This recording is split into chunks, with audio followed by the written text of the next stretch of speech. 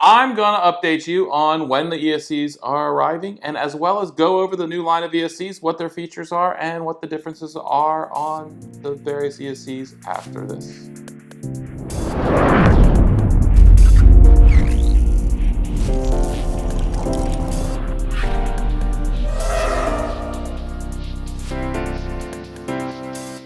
So we've been doing a lot of testing. I showed everyone the new ESC that we've been working on. Basically, the idea behind it was it's a 30 by 30 ESC with a 20 by 20 mounting solution as well. So it's as small as a 20 by 20, but as big as a 30 by 30. And we've been testing them like crazy. We've given them out to the pilots. We've run through a variety of tests, and they tested pretty well. But when we went to manufacture them, we're having FET availability problems. We've ordered a crap load of those FETs so we can put them on their ESCs, but in the meantime, to get the ESCs out, we actually found a different FET that has almost the same performance as that FET, which will let us go to market with that as well. But one of the things we noticed when we've been testing all these is 20 by 20 electronics are slightly less reliable than 30 by 30. The 20 by 20 you got to think is your supercharged little teeny race engine that's made to rev really high, but it's probably going to be more likely to break. Gives you that little edge, an example for these ESCs, because it's a little lighter, but it's going to be less reliable because more or less we can't put the same size components on that as other bigger hardware. So one thing we've noticed when people have been testing other brand ESCs, we've noticed this with like the Acon 20 by 20 ESC, is it doesn't do sufficient filtering on the voltage lines necessarily. So what's happening is the voltage lines are spiking way above, the 6S range even. Maybe they're going 40 volts, 50 volts, who knows exactly. But it's actually killing our voltage regulator on our millivolt OSD. Now, we've never had this issue with our ESCs because more or less we put tons of filtering. One of the most expensive parts about an ESC is the actual capacitors on the ESC. That is what does your filtering. That keeps the voltages stable. It keeps the, always getting power when it needs it, and doesn't let big spikes come through as much because it absorbs those. That's why we've always said it's a good idea to put external capacitors on your ESCs because it prevents that. Now with our new ESC, we're not putting as much capacitors on it because we're trying to get the size down. So it's more or less aimed at adding a capacitor to this ESC externally. This has two benefits. One, it's smaller and lighter, but also it gives us a different type of capacitor that actually does a better job of filtering. We've actually come up with a solution to make it easier to mount capacitors on this ESC, and I also mentioned we have multiple ESCs coming, and I'm going to go over those as well. Alright, so on the little ESC we've created this solution. One thing we've noticed is people use these type of PCBs to mount a capacitor to the thing, but the problem is either they have too low gauge wire going to the ESC, or the PCB is very narrow gauge because it's a cheap PCB. We could either go a more expensive PCB like the ESCs use, which have multiple layers, which give us a higher gauge, or we've come up with an even more unique solution where we can add this with every ESC we sell.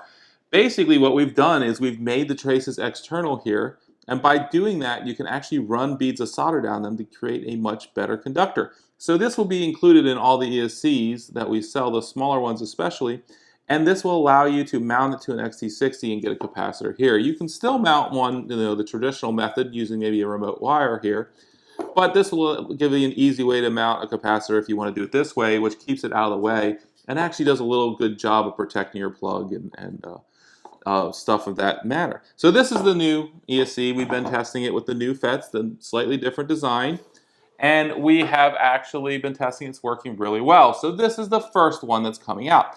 This ESC, if you ordered a Spark 32 or a Spark, we're going to send you this ESC. But one thing we've decided, and we've come up with a better solution, is how to make a more reliable, more robust ESC. This ESC, I see if you want to do those small light builds, you want to be on the edge, you want to have as much power as a full-size ESC, but in a much smaller footprint. Now, personally, on my quads, I'm starting to like the 30 by 30 stuff better because, as I talked about before, the smaller flight controllers are less robust. They don't have the bigger components that can take the ESC spikes, they can take the hardware. So you're going to have a slightly higher failure rate on those compared to the bigger ones. Also, we have new technology coming that is going to require a bigger flight controller. I can't go into details of this now, but we're going to want some extra room to kind of fit what we want to do in the future. So we've come out with another ESC that I'm going to show you here. And basically, it's very innovative as well. We've left the center exposed, basically empty from components, and put two power rails on the center. This allows multiple options. As I said, capacitors are very expensive. They're one of the things that increases the price of the ESC more than anything else. So what we can do is have multiple solutions. If you're a racer, one of the biggest ways we've seen these ESCs fail is by overheating. Basically, you're going back and forth really quickly, you're braking, you're accelerating. It's putting a lot of surges in this thing, and it creates a lot of heat. The braking actually wastes heat because it's bringing energy back into the circuit from the motors, then you're accelerating, putting it back out. That creates a significant amount of heat, and it's actually done stuff like melt off the capacitors or melt off the FETs because we've had so much heat surging in there. So for the racer, we can take the CSC in that blank spot and we can actually put heat sinks on it. So there will be a racer version of this that comes with heat sinks, or anyone that really wants the extra cooling, they can still mount an external capacitor on here. We even have ways you can mount little teeny ones on the top, which will help really a lot. And have the heat sink. The heat sink is going to be low profile, shouldn't take up much room in your stack, but it should help cool this PCB, which will make it last longer in your high kV, high battery options. So like if you're running 2300 on 5S or 2300 on 6S, stuff like that, you're going to want to have the extra cooling the heat sinks can provide. Now, some of you freestyle guys, all you care about is smoothness. Filtering gives you smoothness. So we actually created an alternative PCB that will mount on here that gives it extra capacitance. So instead of putting the heat sink on it, we can actually put this other board on it and sell it that way, or we can, or you can even buy it without it and add it at another time. This allows us to have a premium ESC with premium filtering aimed at the freestyle market or anyone who wants a smoother quad. And then we also want a replacement for our cheaper ESC, our Bolt.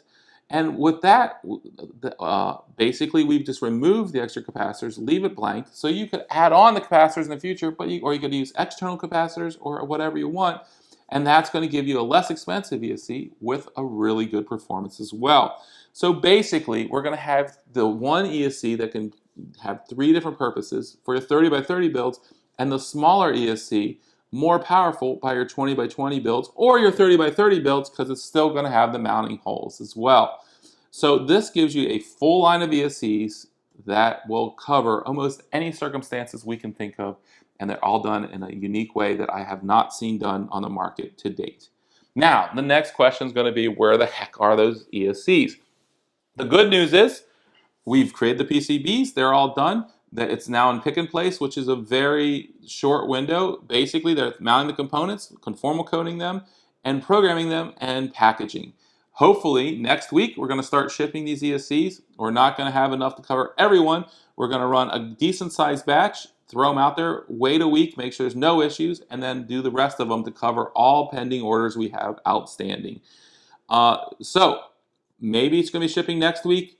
Hopefully, it'll be shipping the week after. Now, keep in mind, these projections are based on us having zero issues, which we don't foresee any because we've tested the crap out of them. We have, actually made sure everything's ready for production. We test these PCBs. We've had multiple versions, so I think everything's going to be fine. You will get the 30 by 30 ESC if you've ordered a 30 by 30 ESC, and if you've ordered a Spark 32, you're going to get either the race version or the extra capacitance version. If you want to choose which one you get, just email our support. They'll put a note in the order. If you have any problems with your pending order, just let us know and we'll make sure you get the right one. If you've ordered the Spark or the Spark 32, we're going to give you the smaller one. And we're going to update our website this weekend to actually reflect the new names of the new ESCs. We're going to unveil those, as well as make it so you can now easily order them so you can get exactly the ESC you want. We really appreciate everyone's patience because we've just really wanted to get this right. We know there's been a lot of failures in the market with a lot of different ESC brands, and we want to prevent that with these new designs, and we really wanted to test it. Some interesting things we're doing is we're putting filters on the signal lines to prevent some surges that have been killing CPUs. And we're doing a variety of other things like that that we feel will make this ESC the most robust one on the market. Just keep in mind, you have a lot of voltage going through these things. It's easy to bridge them in a crash and when you hit hard, so the ESC is going to be one of the first things to go. So you want to make sure you mount it like our videos. You want to make sure you have plenty of spacing around it so stuff's less likely to short, and use those external capacitors. I think it's a good idea, regardless of what ESC you're using, to use the capacitors. Just so you know, we test all our stuff without external capacitors. Most of my quads don't even have external capacitors on them, so we know they work without them. But it's a good idea to put them on there just to give you that extra margin of safety. So please like, subscribe, hit that bell. If you have any questions, ask them in the comments. I'll try and answer everyone I see. And if you need to change your order, you want to tell, I want the racer version or I want the freestyle version, because we may just send one or the other depending on if you haven't chosen. Go ahead and email us. Now remember, the original bolt is going to get the one without the extra capacitors or the heat sinks. And the Bolt 32 can either have the capacitors, the heat sinks, and if you need to upgrade or whatever, just contact our support and we can do that as well. Any Spark or Spark 32 order gets the smaller one. They all should have the same power levels, of course. They all should have the same performance. It's just a different format depending on what your scenario is. So that about summarizes it all. Again, I thank you so much for sticking with us, and hopefully these will be the best ESCs you've ever used.